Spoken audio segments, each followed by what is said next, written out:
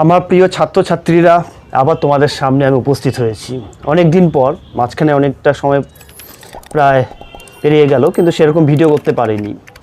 তো আজকে তোমাদের কাছে আসার আমার উদ্দেশ্য হলো, এই গত সপ্তাহে তোমাদের রেজাল্ট আউট হয়েছে। তো রেজাল্ট আউটের মধ্যে কারো থার্ড সেমিস্টার রেজাল্ট দিয়েছে, কারো ফার্স্ট সেমিস্টারের এবং ফিফথ সেমিস্টারের। তো ফিফথ সেমিস্টার যারা আছে তারা তো সিবিসিএসের আন্ডারে, আর তোমরা যারা ফার্স্ট আর থার্ড আছো তোমাদের হচ্ছে কি এনপিসি অর্থাৎ ন্যাশনাল এডুকেশন পলিসি, জাতীয় শিক্ষানীতির আন্ডারে। তো এই যে রেজাল্টটা বেরিয়েছে, হয়তো তোমাদের মধ্যে থেকে অনেকেরই রেজাল্টে একটা বা দুটো বা তিনটে করে সাবজেক্টে হচ্ছে ফেল আসছে, কোয়ালিফাই করতে পারোনি। তো আমার একটাই কথা যে তোমরা যারা পড়ছো তাদের বা লিখছো, তারা কিন্তু এই তোমরা নোটস পড়ে লিখছো বা নোটস পিডিএফ জোগাড় করছো করে লিখছো, এইভাবে কিন্তু তোমাদের কোয়ালিফাই নাম্বার না পাওয়ার কারণটাই হচ্ছে সেটা। এবং আমাকে অনেক ছাত্রছাত্রী ফোন করেছে যে স্যার আপনার তো একটু বলে দিই যে আমার ছাত্রছাত্রী যারা আছে তারা কিন্তু সবাই অল সাবজেক্টে পাশ করেছে। ইভেন এমন কিছু আমার ছাত্রছাত্রী আছে যারা আমার কাছে আগে পড়তো না, তারা আসছে 7টা সাবজেক্টে তাদের আছে ফিফথ সেমিস্টারের। তারা এই বছরে যে কয়টা সাবজেক্ট ছিল তাদের ব্যাক সাবজেক্ট ছিল, তারা কিন্তু ক্লিয়ার করে দিয়েছে। তো তোমাদেরকেও বলছি যে তোমরা এখনও যারা অপেক্ষা করছো, যে ভাবছো আসবো কি আসবো না, তোমরা একবার এসে দেখো।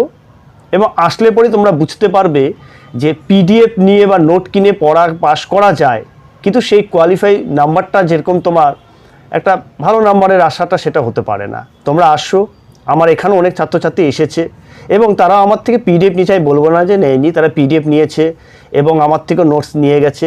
এবং তারা কিন্তু আমি কিন্তু তাদেরকে 2টো ক্লাসের সুযোগ দিয়েছি বা 3টে ক্লাসের, একটা সাবজেক্টে করে 2টো বা 3টে ক্লাস বা 4টে করে ক্লাস ওদেরকে করিয়েছি।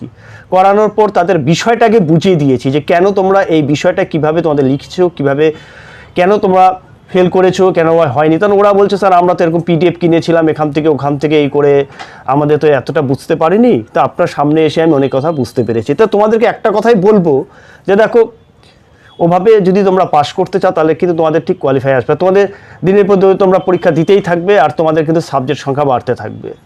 আমার কাছে আসো, তোমাদের যদি তোমরা পাস করতে চাও, ভালো নাম্বার পেতে চাও, একবার আসো, এসে এখানে থেকে পড়ো, জানো এবং নোট নাও বা পিডিএফ নিতে চলে। আজকালকার তো অনেকেই কাজকর্ম ব্যস্ত থাকে, যাই তোমরা যতটুকু সময় আসো, লেখার যে অভ্যাসটা সেই অভ্যাসটা বজায় থাকবে, লিখবে পড়বে, তাহলেই হবে। এবার আসিস সাবজেক্টের বিষয়ে।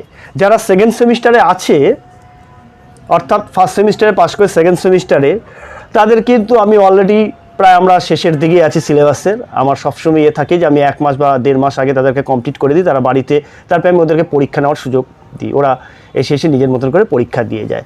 তো তোমাদের যাদের এখনও পর্যন্ত আসেনি তাদেরকে আমি বারবার করে বলবো যে তোমরা কিন্তু একবার আসো।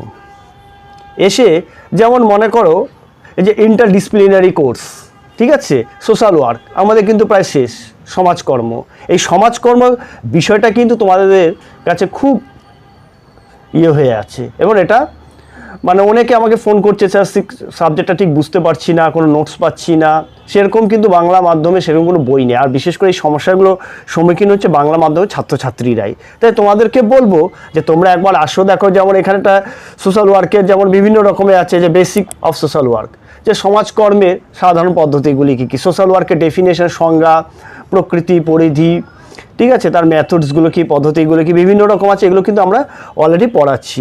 তারপরে মনে করো এরকম আবার আছে তোমার যেটা বাংলার ব্যাপার আছে, ডিএসসি বাংলা যেটা আছে আমরা সেটা করেছি। আমাদের যেগুলো ছোট গল্প আছে, উপন্যাস আছে, মোটামুটি সেগুলো আমরা করিয়ে দিয়েছি। 6 সেমিস্টারের কথা বলছি।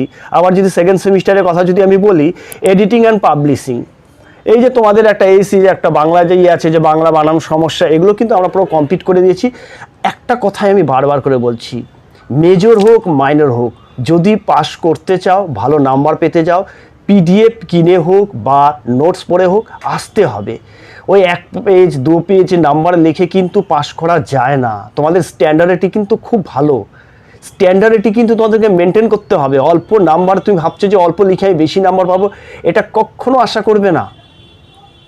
তোমাদেরকে নাম্বার পেতে গেলে একবার তোমরা আসো, আমার কিন্তু এই বছর প্রচুর ছাত্রছাত্রী কিন্তু তারা পাস করে গেছে, এবং গত বছর কিন্তু তারা 6 সেমিস্টার পাস করে পুরো ক্লিয়ার করে তারা কিন্তু পাস করে বেরিয়ে গেছে।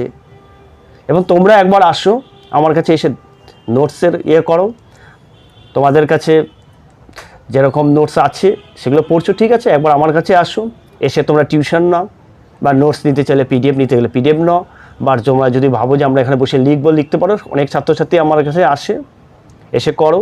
কিন্তু একটা কথাই বলবো, পাস করতে গেলে এখানেই আসতে হবে, নাহলে আর এমন যাতে না হয় খুব দেরি হয়ে গেল, তারপর দেখা গেল কি দেরি হওয়ার পর দেখা গেল এমন হলো যে তোমার সাবজেক্টের পর সাবজেক্ট তোমার জমা পড়তে থাকলো। তো সেরকম দরকার কি আছে? আসো না, আসো, যখন তুমি দেরি করে আসো তুমি তো আগেই আসো, এসে একটু পড়াশোনা করো, ভালো রেজাল্ট পাও। আমরা মেজর মাইনর দুটোই পড়াচ্ছি, এখানে তোমার সুযোগ আছে এমডিসি, ঠিক আছে, অনেকে আছে ক্লাইমেটোলজি, ঠিক ওরা করছে এসে। আমি এখনই বললাম editing and publishing in Bengali, এটাও আছে, আমি বারবার করে বললাম।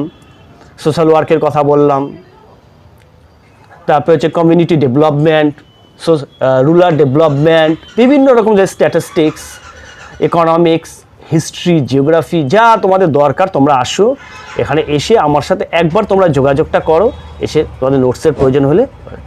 আর শেষে এটাই বলবো, পরিশ্রম করো, পরিশ্রমের কোনো বিকল্প নেই। যারা এই বছর ভালো রেজাল্ট করতে পারোনি, আগামীর জন্য প্রিপারেশন নাও, ভালো রেজাল্ট হবে। আর ভালো রেজাল্টের জন্য কিন্তু ভালো টিউশন নিতে হবে, ভালো নোটস পড়তে হবে। খালি একটাই নোটসই যদি সবাই একই রকম নোটস লেখে তাহলে কিন্তু পাস করাটা টাফ হয়ে যায়, বিশেষ করে একই রকম লিখলে কিন্তু দেখা গেল নাম্বারটা কম হয়ে যাচ্ছে। যাই হোক, আমি আর কথা বাড়াচ্ছি না, পাস করতে গেলে অবশ্যই তোমাকে এখানে আসতে হবে। তো তোমাদের শুভকামনায় রাখছি, আর পরে ভিডিওতে দেখা হবে।